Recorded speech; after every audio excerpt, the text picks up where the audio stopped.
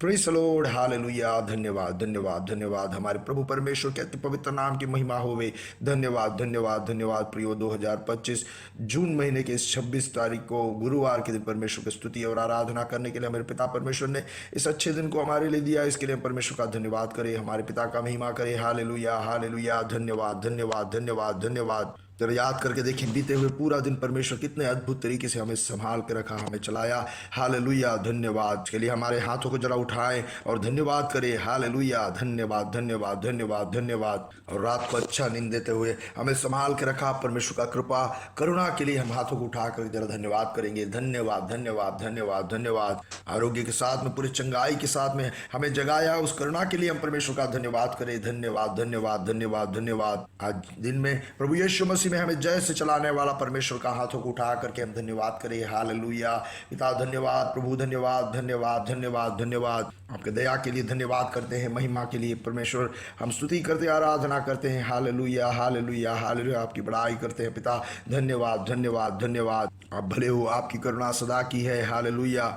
भजन संहिता 35 का 10 ऐसे कहता है, मेरी हड्डी हड्डी कहेगी, हे यहोवा तेरे तुल्य कौन है, जो दिन को बड़े बड़े बलवंतों से बचाता है और लुटेरों से दरिद्र लोगों की रक्षा करता है।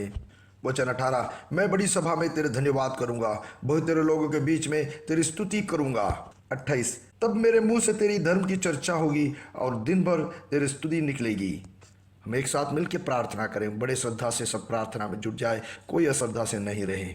एक मन होकर हम प्रार्थना करेंगे। पिता, हम एक साथ मिलके प्रभु यीशु मसीह के नाम से आपके चरणों में आते हैं। पिता, हर समय प्रभु यीशु मसीह के नाम से आपके पास आने के लिए हमारे लिए जो दरवाजा आपने खुला रखा, इसके लिए हम धन्यवाद करते हैं। प्रभु पिता, हम आपके करीब आके आपके चेहरे को देखते हुए आपकी स्तुति करते हैं, आपकी महिमा करते हैं, आपकी आराधना करते हैं। पिता, आप सही समय पे हमारे प्रार्थनाओं के ऊपर में जवाब देते हो, छुटकारा देते हो, इसके लिए हम धन्यवाद करते हैं। प्रभु, इस सुबह में हम आपकी आराधना करते हैं पिता, और इस सुबह में ये आवाज़ सुनने वाले सब लोगों को हम अनुग्रह करते हैं। पिता, प्रभु यीशु मसीह के नाम से आज सब लोगों के ऊपर में आपके फेवर प्रकट हो। पिता, आपके हाथ उनकी तरफ लंबा हो। पिता, आज रोग अवस्था में जो है, यीशु मसीह के नाम से चंगे हो जाए।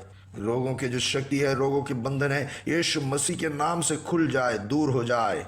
शांति और चैन यीशु मसीह के नाम से संभव हो। सारे दर्द यीशु मसीह के नाम से दूर हो जाए, और उन दर्दों का वजह यीशु मसीह के नाम से दूर हो जाए। और पिता, जो पैसों की दिक्कत में, धन की दिक्कत में, जो परेशानी में है, उन्हें आप छुटकारा देना। पिता, जिनके पास में घर का किराया देने के लिए पैसा नहीं है, इलेक्ट्रिसिटी बिल भरने के लिए पैसा नहीं है, कई प्रकार की दिक्कत से, परेशानी से गुजरने वाले लोग हैं पिता, उनके लिए आज सुबह में एक सुपर नेचुरल रिसोर्स प्रकट हो। पिता, खुल जाए पिता। और ऐसे ही पिता, पारिवारिक जीवन में खुशी नहीं, शांति नहीं, पत्नी और पति के बीच में कुछ शांति चैन नहीं, ऐसे परिवारों को आपके हाथों में समर्पण करते हैं पिता, और उनके लिए प्रार्थना करते हैं। परमेश्वर की प्रवृत्ति उनके जीवन में खुशी और शांति और समाधान उनके परिवार के अंदर में प्रकट हो। पिता, और पिता, कई लंबे समय से पिता जो बाहर देश में जाने के लिए सोच रहे हैं पिता, उनके पेपर वर्क में पिता लगे हैं और आज तक पिता वो आगे नहीं बढ़ पाए, ऐसे लोगों के लिए प्रार्थना करते हैं। पिता, इन दिनों में पिता उनके सारे कार्रवाई जल्दी से पूरे हो जाए पिता, और जिस देश में पिता आप उन्हें रोपना चाहते हैं, उनका पालन पोषण करना चाहते हैं, उस देश में पिता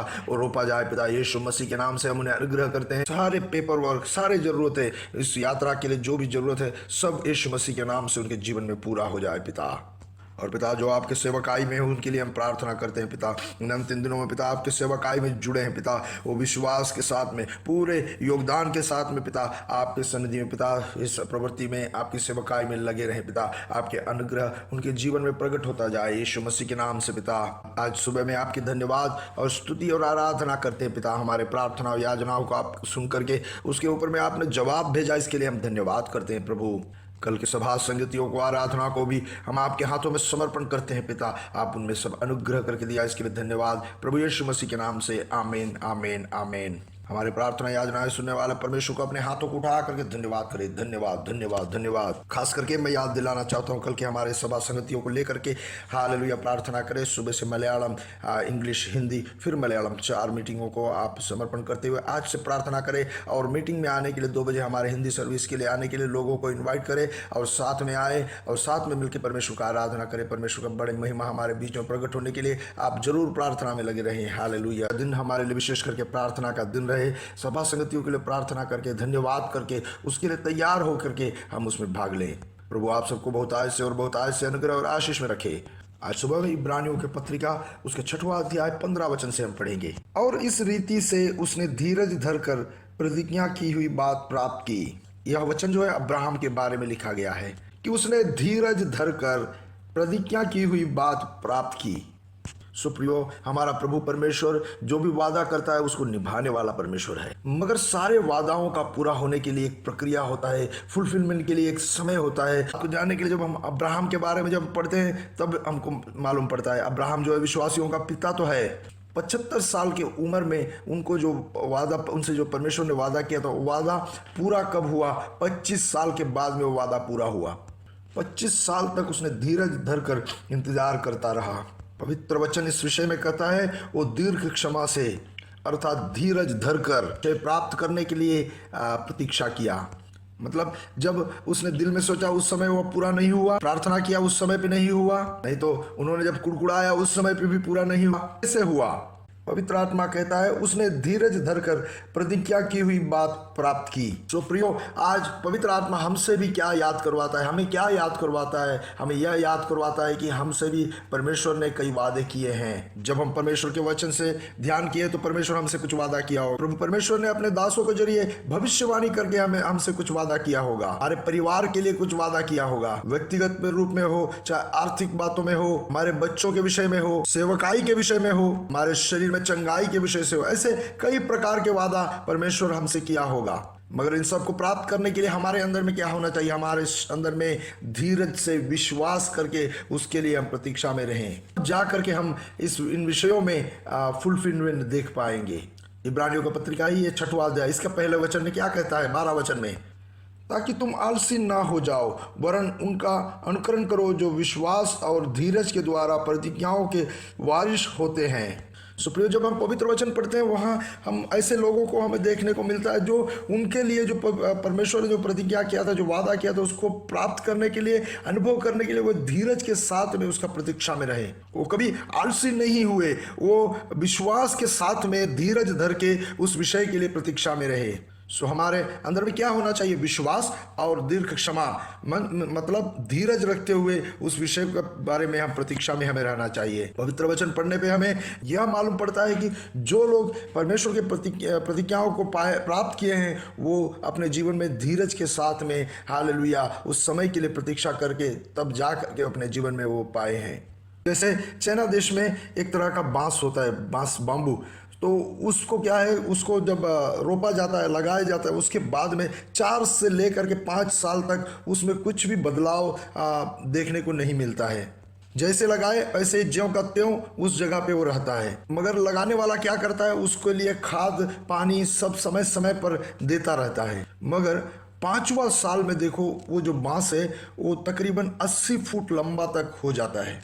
करीब 6 हफ्तों में वो 80 फुट तक पहुंच जाता है। देखो पिछले समय को अगर देखें तो 4 से लेके 5 साल तक वहां कुछ देखने को नहीं मिला। ये लोग उसको रोपे हैं, उसका देखभाल कर रहे हैं, पानी डाल रहे हैं, उसमें खाद डाल रहे हैं, मगर तत्काल उन्हें कुछ भी फर्क उन्हें देखने को नहीं मिल रहा है। मगर देखो जब 5 साल पूरा होने के बाद में वो 6 हफ्ते के बीच में वो 80 फुट तक वो बांस जो है वो लंबा हो जाता है। आप सही तरीके से हम सोचे तो क्या ये 6 हफ्ते में बड़ा हुआ? नहीं, पिछले 5 साल बढ़ने का प्रक्रिया वहाँ चल रहा था। वो बांस जो है नीचे की तरफ बढ़ रहा था ताकि ऊपर जब जाए तो नीचे में वो बड़ा मजबूत रहे। मगर हमारे खुले आंखों से हम इसे देख नहीं सकते हैं क्योंकि हमें दिखाई नहीं पड़ता। प्रियो, ठीक इसी तरह परमेश्वर ने हमसे जो प्रतिज्ञा किया है वो भी ठीक इसी तरह है। जिस दिन परमेश्वर ने प्रतिज्ञा हमसे परमेश्वर ने किया उस दिन से उस प्रतिज्ञा के ऊपर में परमेश्वर का काम, वो प्रक्रिया शुरू है।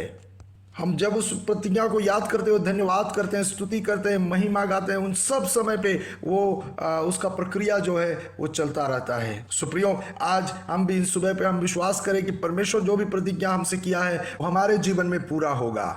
हबक्कुक की किताब उसका 2 अध्याय उसका 3 वचन में ऐसा लिखा है, क्योंकि इस दर्शन की बात नियत समय में पूरी होने वाली है, वरन इसके पूरे होने का समय वेग से आता है। इसमें धोखा ना होगा, चाहे इसमें विलंब भी हो तो भी उसकी बाट जोते रहना, क्योंकि वह निश्चय पूरी होगी और उसमें देर ना होगी। आमीन। निश्चय पूरी होगी और उसमें देर ना होगी। आमीन। सो प्रियो, प्रभु ने जो वादा प्रतिज्ञा जो हमसे किया है उसके प्रति हम प्रार्थना में और विश्वास के साथ हम उसके लिए इंतजार में रहे। सामने में कुछ दिखाई नहीं पड़ता है तो भी अविश्वासी ना बने। प्रभु परमेश्वर में बार बार विश्वास में दृढ़ होते जाएं। प्रभु परमेश्वर में विश्वास करते हुए धन्यवाद करते जाएं। परमेश्वर ने जो हमसे वादा किया है उस वादा को हम आवाज के साथ में उसको घोषणा करते रहें। सारे प्रतिज्ञाओं के ऊपर में परमेश्वर अपना एक समय नियुक्त किया है। वो उस समय पे और नियुक्त समय पे ही वो होगा, उसमें कोई देरी ना होगी। हमें क्या करना है? हम विश्वास के साथ में उसके लिए इंतजार करना है। इन दिनों में जो भी परमेश्वर ने हमसे वादा किया है, जो भी प्रतिज्ञा किया है, उन्हें याद करते हुए, घोषणा करते हुए, उसके लिए प्रार्थना करते हुए, धन्यवाद करते हुए हमें इंतजार करना है विश्वास के साथ में। सही समय पर परमेश्वर उन प्रतिज्ञाओं को पूरा करके परमेश्वर देगा। अपने हाथों को उठा करके आमीन कहे। आमीन, आमीन, आमीन। तो आज आप सब लोग जो है प्रतिज्ञा के अधीन है। परमेश्वर कुछ ना कुछ प्रतिज्ञा आपके लिए किया है और हमारा प्रभु यीशु मसीह का सबसे बड़ा प्रतिज्ञा है कि वो और हमें ले जाने के लिए दोबारा आएगा। इसलिए प्रियो, धीरज के साथ में, विश्वास के साथ में हम प्रतीक्षा में रहें। कई लोग ऐसे कहते हैं इतना विलंब हो गया, अब यह होगा क्या, ऐसे कई सवाल उठते हैं। मगर प्रभु यीशु मसीह का दूसरा आगमन बहुत निकट है। जैसे पवित्र वचन में लिखा गया है, प्रभु यीशु मसीह के पहले आगमन से अधिक दूसरे आगमन के बारे में लिखा गया है। इसलिए हालेलुया, इन प्रतिज्ञा के लिए हम इंतजार में रहे, धीरज धर के प्रार्थना से, विश्वास से हम रहे। प्रभु यीशु मसीह जरूर आएगा, प्रतिज्ञा पूरा होकर ही रहेगा। इसी तरह से आपसे व्यक्तिगत रूप में परमेश्वर जो भी प्रतिज्ञा किया है वो भी आपके जीवन में पूरा होगा। सो विश्वास करें, घोषणा करें, प्रभु परमेश्वर सही समय पे उन प्रतिज्ञाओं को पूरा करेगा। इन वचनों के साथ प्रभु परमेश्वर आपको आशीष में रखे और शक्ति प्रदान करे। अगर आपके जीवन में अनुग्रह का समाचार संदेश है तो दूसरों को भी आप ये संदेश को शेयर करें, उनके जीवन में भी वे अनुग्रह पाएं। प्रभु यीशु मसीह के नाम से हम आकाश के तारे समुद्र तीर के बालू के समान बढ़ेंगे और बढ़ेंगे, बढ़ते जाएंगे। प्रभु यीशु मसीह की महिमा प्रकट करेंगे। We are blessed, we are really blessed, we are permanently blessed and highly favoured. God bless you, God bless you, God bless you.